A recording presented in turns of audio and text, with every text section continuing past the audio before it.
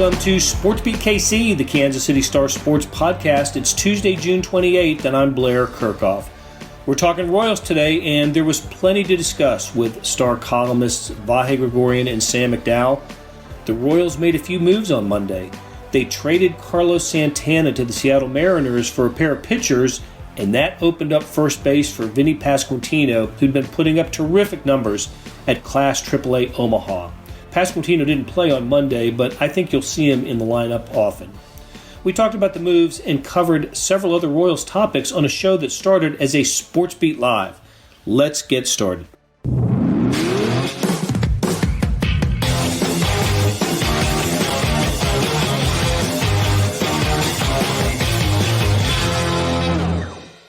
Hey, good morning from sunny Kansas City, and welcome to SportsBeat Live, our weekly chat and therapy session about the Kansas City Royals. We discuss them with the folks in the media who know them best. And right now on the screen, that's Vahe Gregorian. And I know he knows them really well because he was at the stadium for many, many hours yesterday. But we also do that with you.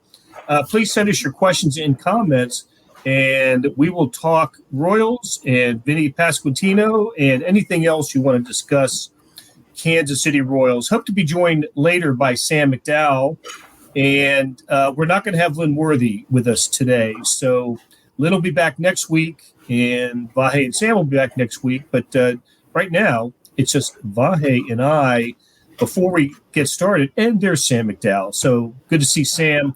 Before we get started, let me remind you that we are presented by the University of Kansas Health System, and you will hear from them later in the show. So big day at the K yesterday, a lot going on with the Royals. Let's get right into it. Vahe, you were in the middle of all the press conferences yesterday. So it's always kind of fun when a newbie arrives to Kansas City, and so it was with Vinnie Pasquantino yesterday. Just tell us about his day, his journey to Kansas City.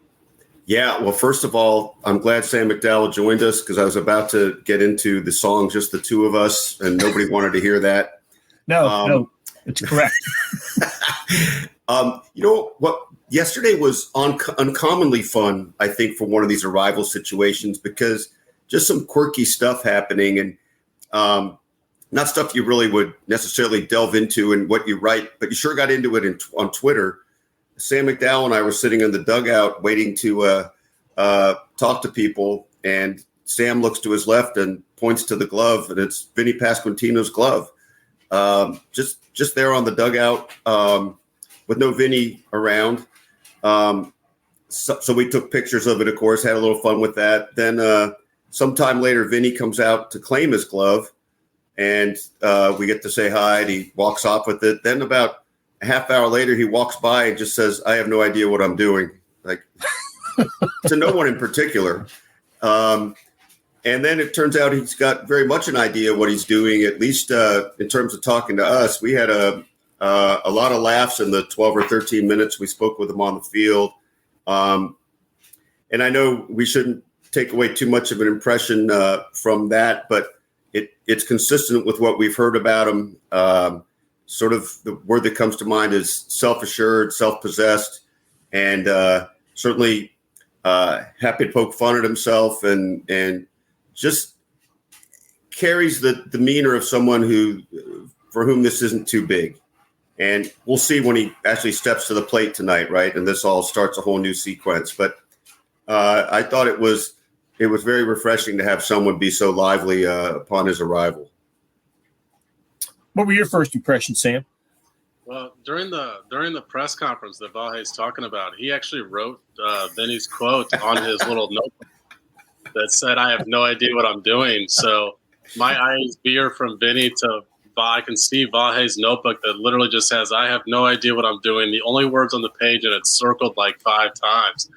But the problem was that was just about myself. Yeah, he wrote that before. All of my notebooks say that. He wrote that like at 10 a.m. But Vinny's press conference was the type of press conference. I mean, we stood out on the field. It was a very informal setting, but was the type of conversation where, we say we don't root for teams or players, but we root for ourselves, and therefore we should be rooting for Vinnie to stick around for several years here. And just incredibly engaging.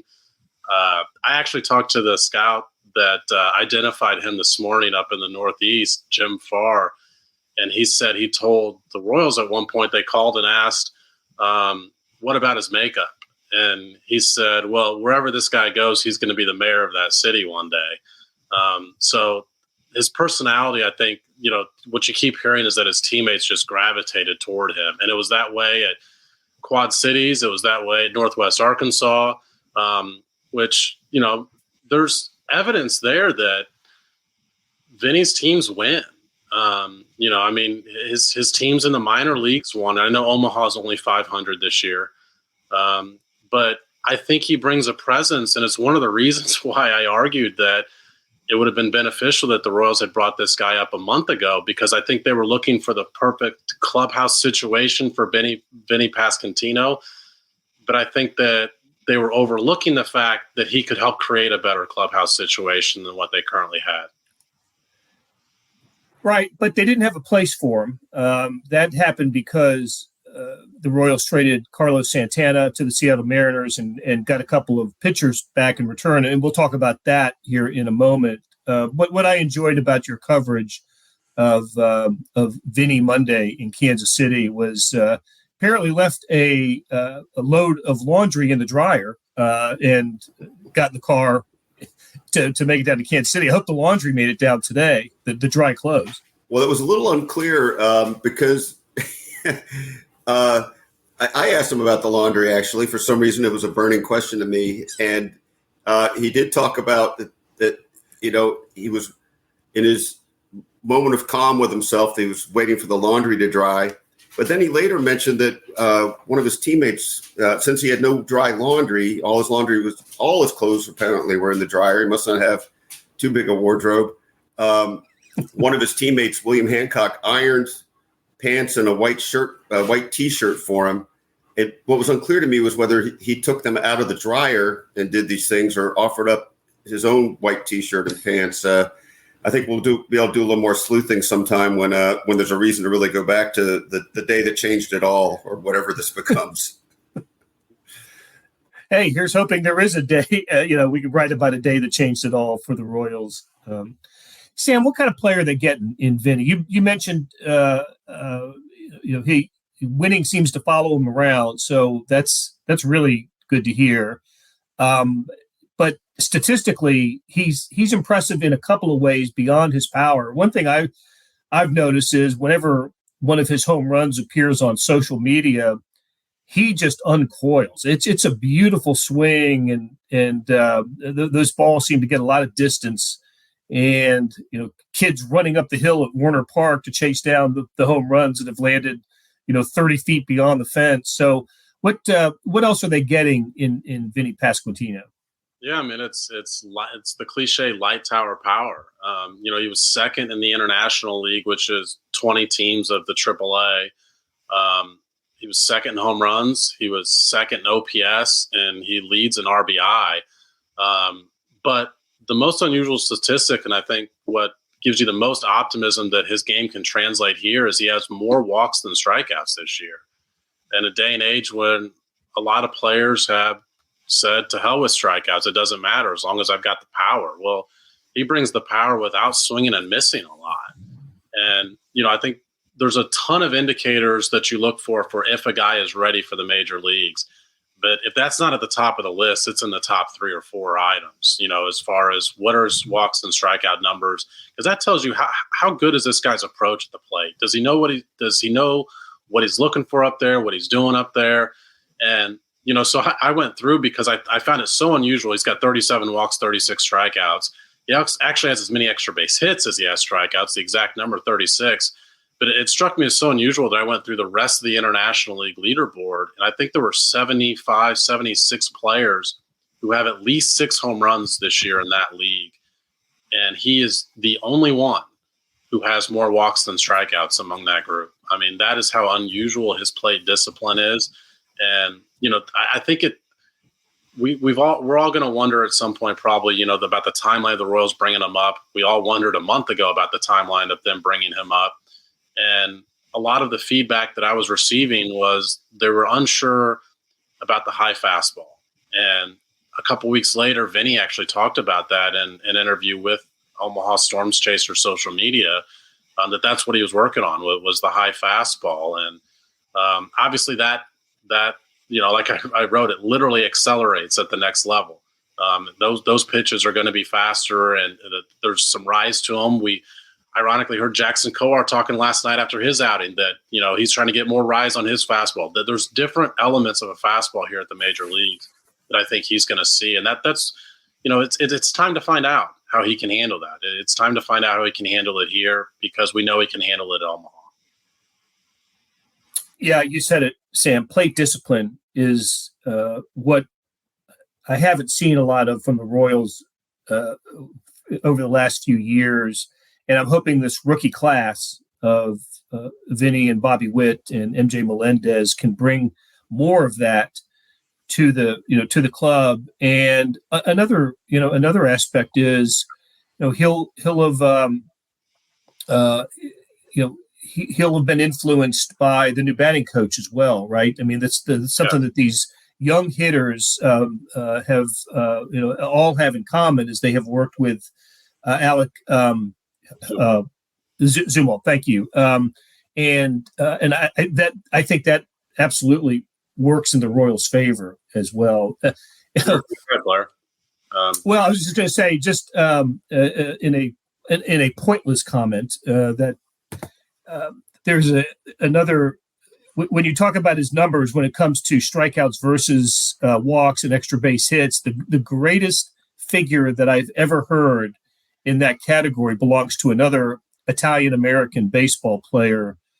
Joe DiMaggio had, in his career, 369 strikeouts and 361 home runs. So he homered as often as he struck out. It's the most incredible stat of all time, And I'm not asking for that from Vinnie, but if he can keep the strikeouts low and the walks and the on-base percentage up, then the Royals will have a gem in Vinnie.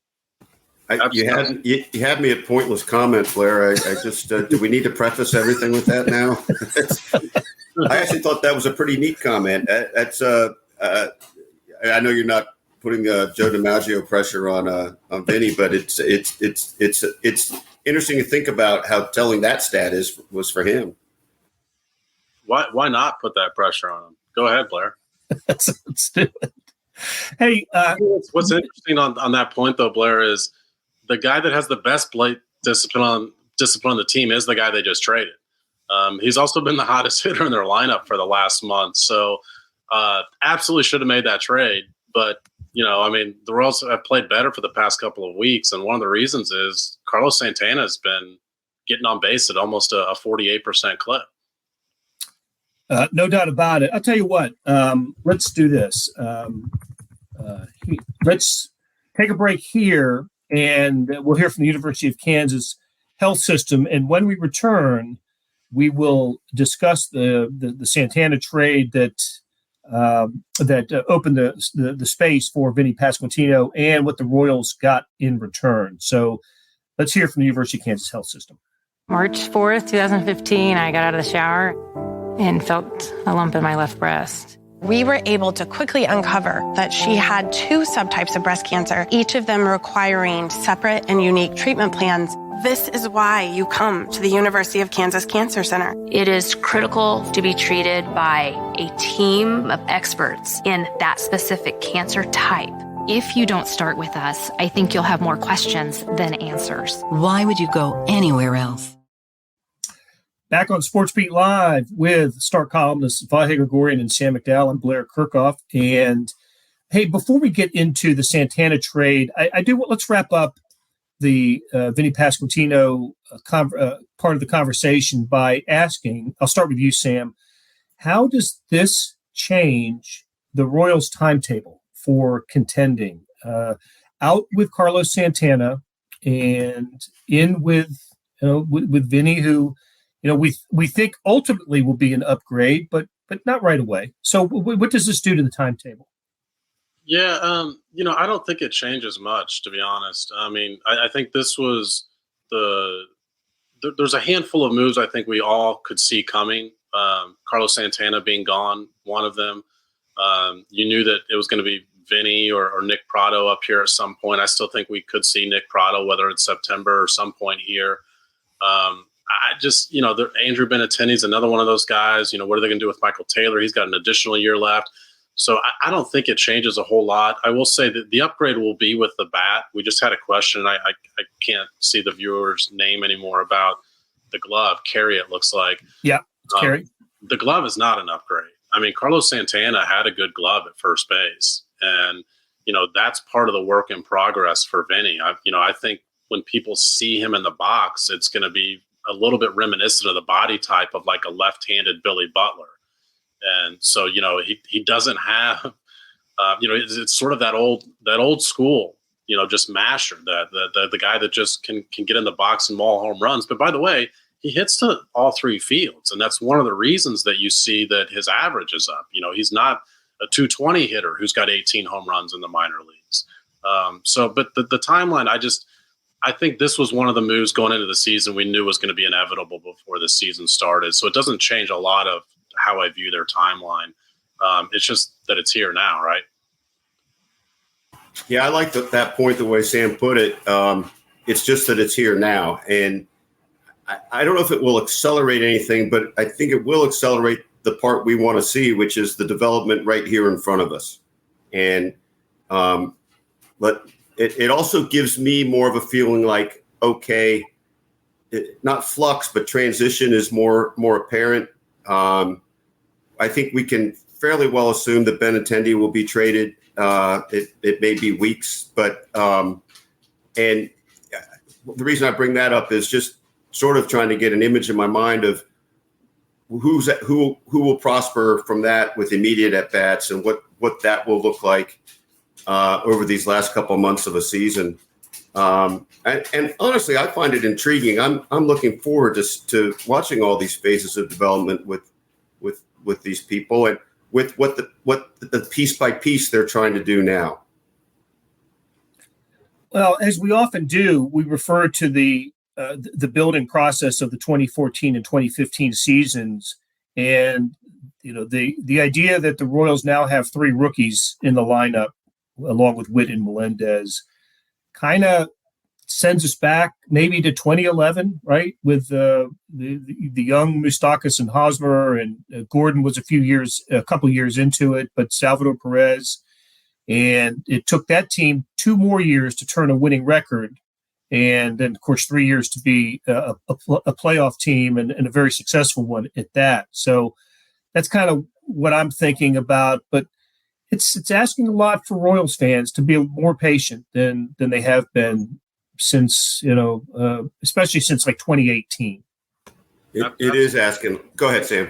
Well, I was going to say that, I think Vahe made a good point that you built on there, Blair, which is it's time for us to see just what these guys do here and see their development here because of what you just mentioned, Blair, which is the guys that were part of that court, all of them except for, I think, Salvi struggled at some point. I mean, Moose and Alex Gordon, of course, had to be sent back down. We saw Bobby Witt struggle for the first month of the season. We're seeing MJ Melendez in a 3-week slump now.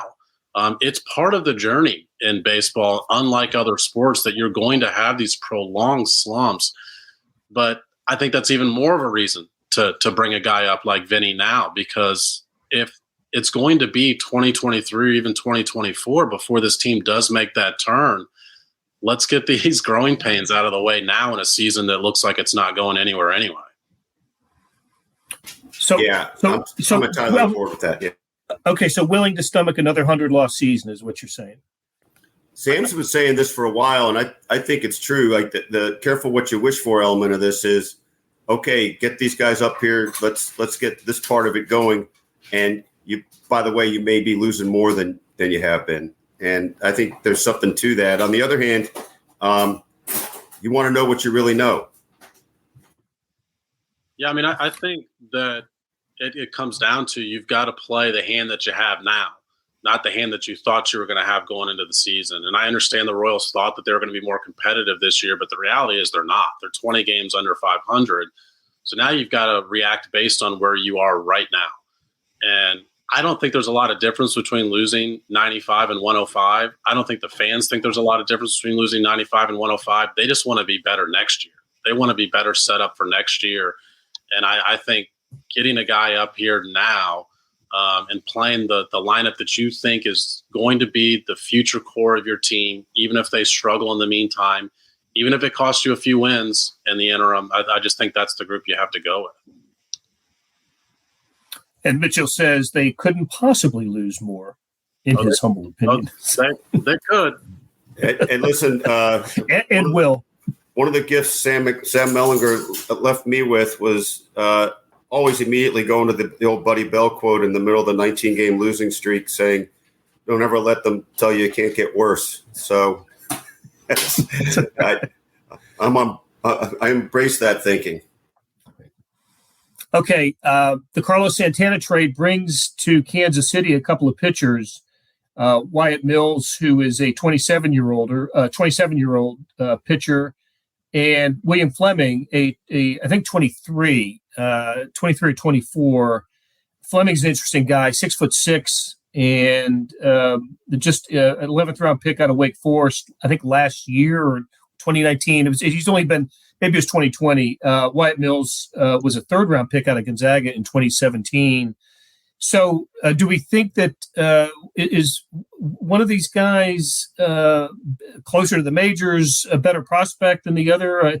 Wyatt Mills, William Fleming, what's the word on those guys? Sam, what have you heard? Yeah, I think you would give the opposite player for what you just asked. I think, Mills has already been in the major leagues this year, last year, I think it was, with Seattle. Yep. I think they think he's a guy who can, help them eat up some innings out of the bullpen, and probably sooner rather than later. I think we could see that guy this year. Fleming is obviously a more intriguing case because he's younger, and he's got some really interesting strikeout to walk numbers that lead you to believe that there's some potential there. And, he's a guy that's less guaranteed to get here, but I just think has a bigger ceiling and maybe some more potential. But the interesting connection here is it's an 11th round pick.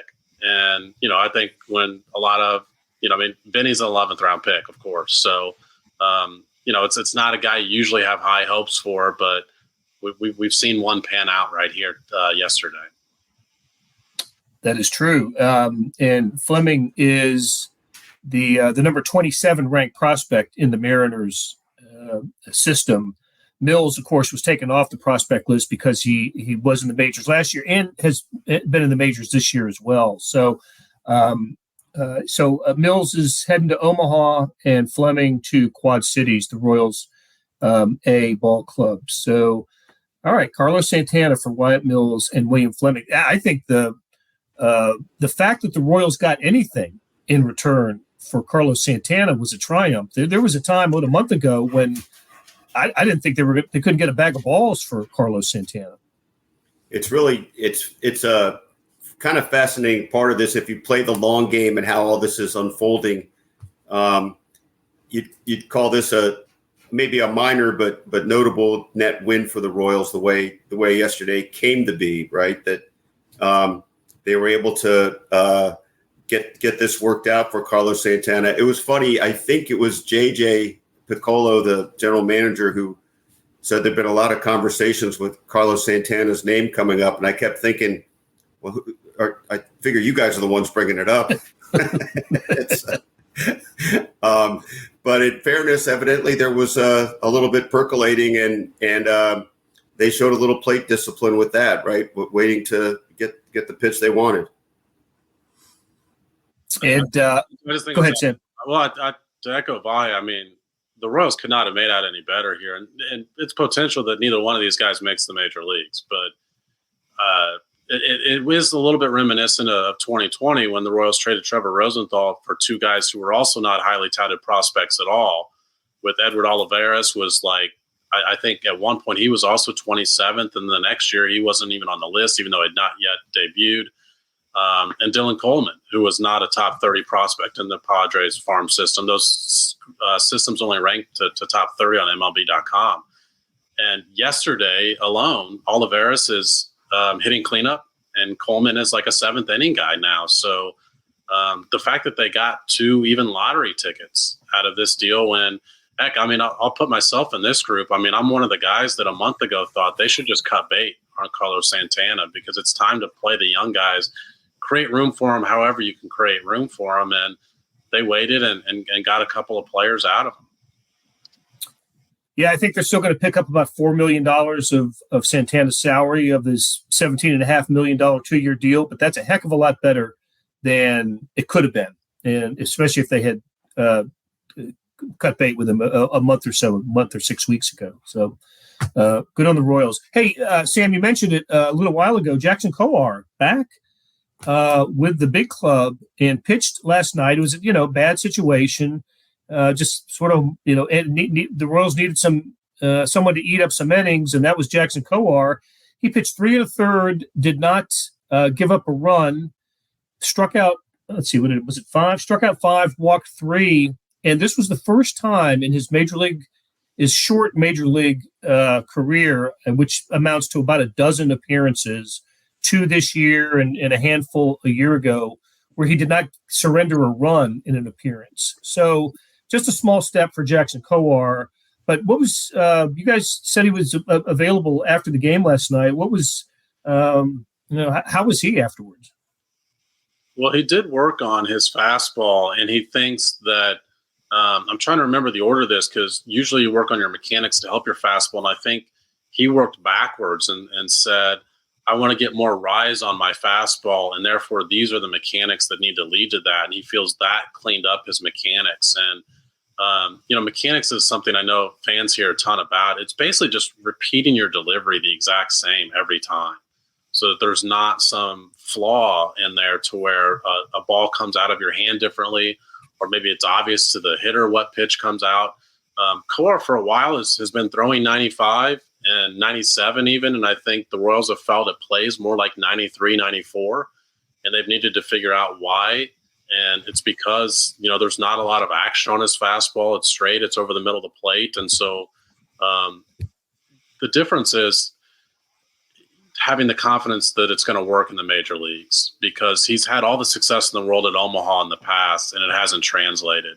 And so he had to stick with the routine that worked in Omaha, and now it worked in the major leagues. And I think it's a gigantic step for Jackson Kowar, because, when I look at the guys in their rotation now, obviously Lynch is also in that group on the IL. I've always thought that Jackson Kowar had the potential to be one of those 5 guys. And yesterday is the first time at the major league level that he demonstrated that. Yeah, next step for him is leverage situation. Okay, Yeah. Go ahead, Vahe. No. I'm curious to see how they're going to play out the rotation in the weeks to come too, and certainly reasonable to have more questions about Chris Bubic and things of that nature, and there's going to be some moving parts there, I think. Yeah, that was discouraging last night from Bubic, and when he gave up the 3-run homer to make it 8-4. It was after he had gotten 2 outs, nobody on, and the Royals, they've developed some pretty bad habits this year. They don't win on Sundays. They don't seem to win series finales, and they can't stop a team from scoring with 2 outs and nobody on. Teams are killing them in those situations. They cannot close out an inning, and it's baffling. So it struck Bubic last night, and that was.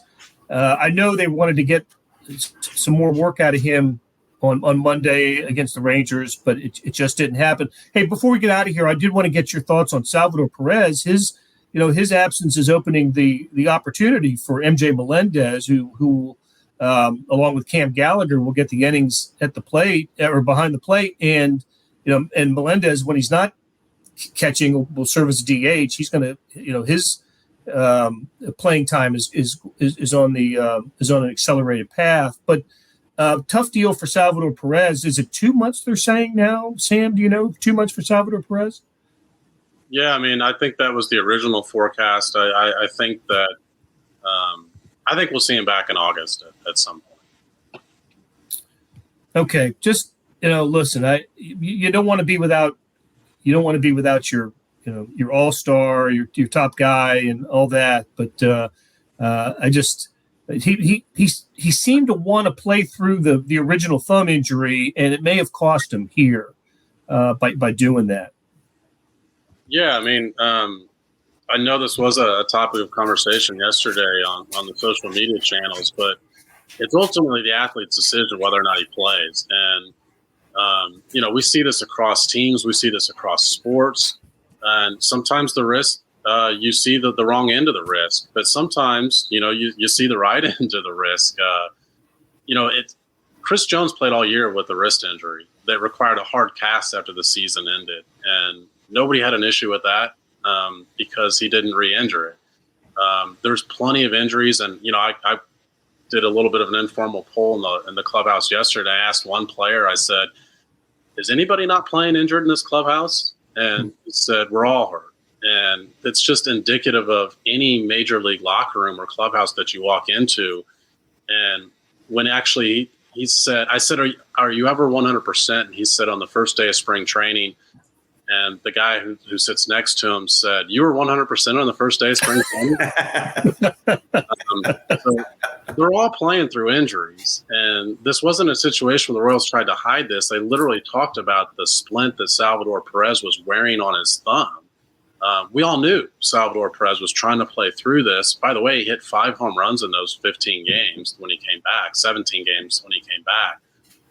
So I just think it's a lot to do I shouldn't say about nothing, but it's without the context of that this is just a regular occurrence in any major league clubhouse or locker room you walk into. And it wasn't a tear. That's the big thing too. It's not a torn tendon or Achilles, right? Or not Achilles, but tendon or in his thumb. So, all right. Great conversation as always. Vahe Gregorian and Sam McDowell on SportsBeat Live. And want to shout out today to Candy Bolden for producing today's show. Always a tip of the cap to the University of Kansas Health System as the presenting sponsor. We will be back next Tuesday with Vahe, Sam, and beat writer Lynn Worthy. Until then, take care. That'll do it for today. Thanks to our SportsBeat KC production staff of Randy Mason, Monty Davis, Jeff Rosen, and Chris Fickett. And a shout out to Candy Bolden, who produced today's SportsBeat Live. Tip of the cap to Vahe Gregorian and Sam McDowell for sharing their insights on the Royals. You'll find all of the Vinnie Pasquantino and Royals news in today's morning sports edition. Go to liveedition.kansascity.com for more information. Hey, thanks for listening, and we'll be back soon with another SportsBeat KC.